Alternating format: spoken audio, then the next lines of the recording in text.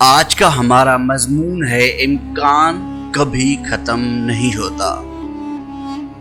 مغرب کی طرف پھیلی ہوئی پہاڑیوں کے اوپر سورج ڈوب رہا تھا۔ آفتابی گولے کا آدھا حصہ پہاڑ کی چوٹی کے نیچے جا چکا تھا اور آدھا حصہ اوپر دکھائی دیتا تھا۔ تھوڑی دیر کے بعد پورا سورج ابھری ہوئی پہاڑیوں کے پیچھے ڈوب گیا۔ اب چاروں طرف اندھیرا چھانے لگا۔ سورج دھیرے دھیرے اپنا اجالا سمیٹنے جا رہا تھا۔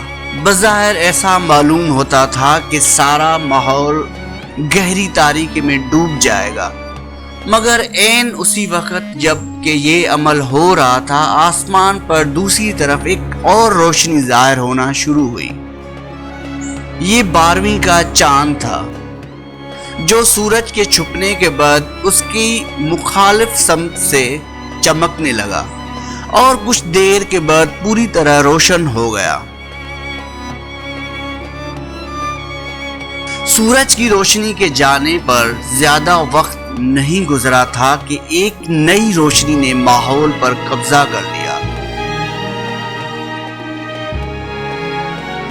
یہ قدرت کا اشارہ ہے۔ میں نے اپنے دل میں سوچا کہ ایک امکان جب ختم ہوتا ہے تو اسی وقت دوسرا امکان آغاز ہو جاتا ہے۔ سورج غروب ہوا تو دنیا نے چاند سے اپنی بزم روشنی کر لی۔ اسی طرح افراد اور قوموں کے لیے بھی ابھرنے کے امکانات کبھی ختم نہیں ہوتے۔ زمانہ اگر ایک بار کسی کو گرا دے تو خدا کی اس دنیا میں اس کے لیے مایوس ہونے کا کوئی سوال نہیں۔ وہ نئے مواقع کو استعمال کر کے دوبارہ اپنے ابھرنے کا سامان کر سکتا ہے۔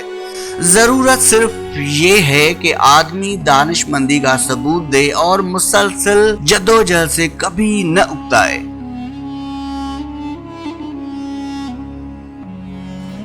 یہ دنیا خدا نے عجیب امکانات کے ساتھ بنائی ہے۔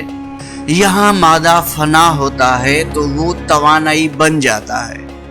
تاریکی آتی ہے تو اس کے بطن سے ایک نئی روشنی برآمد ہو جاتی ہے۔ ایک مکان گرتا ہے تو وہ دوسرے مکان کی تعمیر کے لیے زمین خالی کر دیتا ہے۔ یہی معاملہ انسانی زندگی کے واقعات کا ہے۔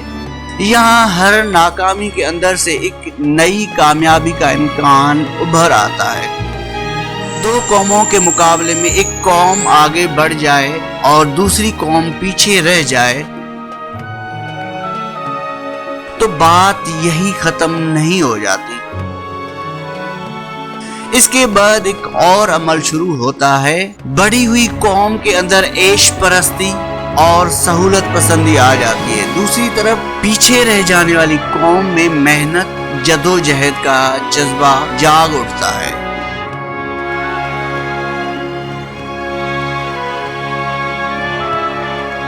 اس کا مطلب یہ ہے کہ خدا کی اس دنیا میں کسی کے لیے پست ہمت یا مایوس ہونے کا سوال نہیں۔